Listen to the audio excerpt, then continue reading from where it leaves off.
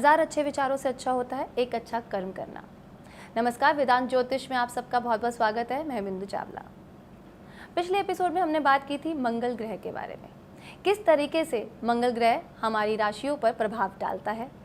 इस एपिसोड में हम बात करेंगे किस तरह से मंगल को हम स्ट्रॉन्ग कर सकते हैं, और इसके लिए हमारे स्टूडियो में है सुप्रसिद्ध एस्ट्रोलॉजर आभा शर्मा जी।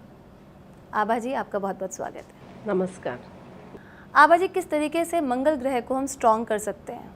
जी देखिए, मंगल ग्रह ऊर्जा के कारक ग्रह हैं और भाई को भी दिखाते हैं। अगर आप अपने भाइयों से अच्छे संबंध बना के रखते हैं और जो मंगल कुमार है यानी जो यंग लड़के हैं, यंग जनरेशन है, उनसे आप संबंध अच्छे रखते हैं तो अपने आप ही आपको मंगल का शुभ प्रभाव मिलेगा।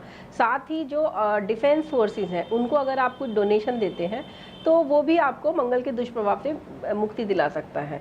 इसके साथ ही भगवान हनुमान की भक्ति अगर करी जाए, भगवान हनुमान जो चिरंजीवी हैं और उनके प्रभाव से, उनके आशीर्वाद से तो हर तरह के नेगेटिव प्रभाव से मुक्ति पाई जा सकती है। तो उनकी शरण में जाने से भी, यानी कि अगर कोई व्यक्ति प्रतिदिन 7 बार हनुमान चालीसा करके ही घर से निकले तो उसको नेगेटिव इफेक्ट से काफ़ी हद तक मुक्ति मिल सकती है। मंगल ग्रह की गति क्या होती है? जी देखिए, मंगल वैसे तो 40 दिन में एक राशि पार कर लेते हैं, लेकिन कभी कभी ऐसा होता है कि कोई ग्रह वक्री हो जाता है और वह एक ही राशि में अधिक समय तक टिक जाता है। जैसे आजकल मंगल मकर के होके, उच्च के होके 6 महीने के लिए राशि में बैठेंगे और ये नवंबर में ही यहाँ से निकलेंगे। जब भी ऐसा देखा गया है कि जब भी मंगल 6 महीने से अधिक एक राशि में रहते हैं तो वह एक तरह का टेंशन समाज में पैदा कर देते हैं, और क्योंकि मंगल यहाँ उच्च के हैं तो वो कोई धमाका भी कर सकते हैं, वो सुनामी भी ला सकते हैं, वो अर्थक्वेक भी ला सकते हैं, और इसके साथ ही फायर रिलेटेड जो एक्सीडेंट्स हैं वो बहुत बढ़ जाते हैं। गुस्सा लोगों में, आक्रोश बढ़ जाता है, क्योंकि मंगल उच्च के हैं तो आप भावुक होके भी, इमोशनल होके भी, और कभी इमोशनल ब्रेकडाउन होने के कारण भी आत्मदाह भी कर सकते हैं और किसी का मर्डर भी कर सकते हैं। तो ये तो डिपेंड करेगा कि आपकी कुंडली में दशा कैसी चल रही है, लेकिन मंगल उच्च के हैं तो ट्रांजिट में उच्च के होने पर भी वो कई बार नकारात्मक फल देते हैं। तो आभा जी, इसका क्या संबंध हम कह सकते हैं नेचुरल क्लैमिटी से या फिर वॉर से भी हो सकता है? जी बिल्कुल, क्योंकि मंगल तो सेना के ही कारक ग्रह है, और अगर किसी देश के राष्ट्राध्यक्ष की कुंडली में मंगल स्ट्रांग होकर बैठा हो या उसकी कुंडली में मंगल की दशा चल रही हो, और अगर ऐसा है कि कोई ग्रहण आ रहा हो तो उससे रिलेटेड भी अगर वो ग्रहण राष्ट्र या राष्ट्राध्यक्ष की कुंडली के लगन पे पड़ता हो तो ऐसे में ज़रूर हो सकता है कि वह राष्ट्राध्यक्ष ऐसा कोई डिसीजन ले ले जिससे पड़ोसी देश या किसी और देश के साथ कोई युद्ध की स्थिति उत्पन्न हो जाए। या ऐसा भी हो सकता है कि जैसे देश में डिमोनेटाइजेशन हो गया था तो विमुद्रीकरण हुआ, तो उसके दौरान भी देश में ऐसी स्थिति पैदा हो गई थी जिससे कि पूरे देश में एक अशांति का माहौल पैदा हो गया था। तो ऐसा भी हो सकता है। और आपको ये जान के आश्चर्य होगा कि उस समय भी नवंबर 2016 में भी मंगल उच्च के होके बैठे हुए थे मकर राशि में, और उस समय भी ऐसी स्थिति पैदा हो गई थी। तो वो मंगल का ही कमाल था। आपने अभी थोड़ी देर पहले, जब हम लोग शुरू कर रहे थे प्रोग्राम, उससे पहले हमारी बात चल रही थी कि मोदी जी के लिए, मोदी जी की भी राशि पर मंगल उनका बहुत उच्च का है। जी, हमारे देश के प्रधानमंत्री श्री नरेंद्र मोदी जी की कुंडली में मंगल स्वग्रही होके लगन में बैठे हैं, और लगन में ही नीच के चंद्रमा भी बैठे हैं। तो मंगल और चंद्रमा मिलके एक अच्छा सुंदर धनयोग भी बना रहे हैं, और ये नीच भंग राजयोग भी कहलाता है, इसीलिए वो इतने ऊंचे पद पे आसीन है।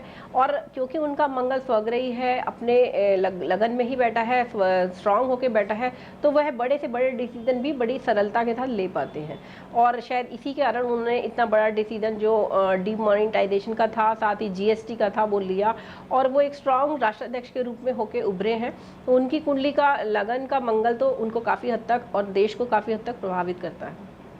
देखिए, ये मोदी जी की कुंडली है, ये वृश्चिक लगन और कर्क नवांश की कुंडली है, जहां लगन में मंगल और चंद्रमा बैठे हैं। चंद्रमा नीच भंग राजयोग में लगे हैं, और लगन में क्योंकि चंद्र मंगल बैठे हैं तो एक अच्छा उत्तम धन योग भी बनता है।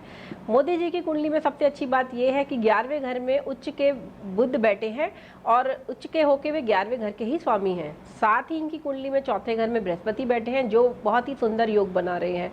इसीलिए उनको सभी तरह की ख्याति प्राप्त होती है, उनको अवार्ड्स और अचीवमेंट्स मिलते हैं, और वो एक स्ट्रॉन्ग प्रशासक के रूप में होके उभरे हैं। उनकी कुंडली में अभी दशा चल रही है चंद्रमा में शनि की। शनि क्योंकि बहुत मेहनत कराते हैं और शनि दंडनायक भी हैं, इसलिए वो एक दंडनायक के रूप में होकर उभरे हैं। वो अपने विरोधियों को बड़ी आसानी से उन्होंने कहना चाहिए कि उन्हें हरा दिया है, और आगे आने वाले इलेक्शंस में भी उनकी भूमिका काफ़ी अहम रहेगी। और ये उम्मीद है कि बीजेपी भी फिर से पार्टी में पावर में आएगी। तो इसका मतलब मान लिया जाए कि मोदी जी मांगलिक हैं?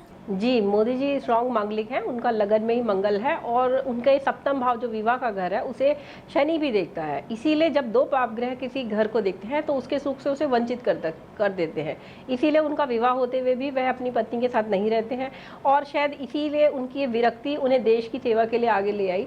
तो वो कहीं हद तक ये कह सकते हैं कि मांगलिक होते हुए उन्हें विवाहिक सुख तो नहीं मिला, लेकिन उन्होंने अपने इस सारी ऊर्जा को जो उन्होंने मंगल ने उन्हें दी है उसको देश सेवा में लगा दिया।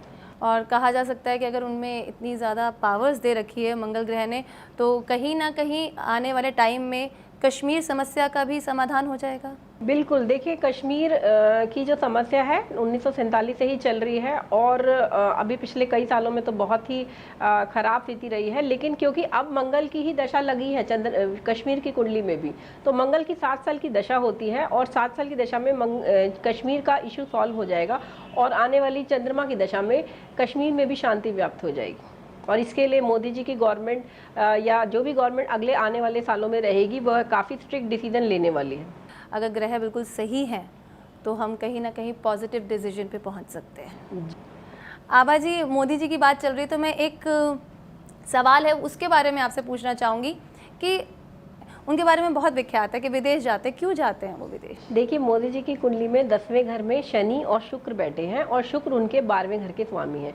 12वां घर विदेश यात्रा दिखाता है और विदेश से संबंध दिखाता है। जब भी किसी भी व्यक्ति की कुंडली में अगर 12वें घर का संबंध 10वें घर से होगा तो वह या तो विदेशी किसी संस्था के साथ जुड़ेगा, काम करेगा, या उसको विदेशी दौरों पर रहना पड़ेगा।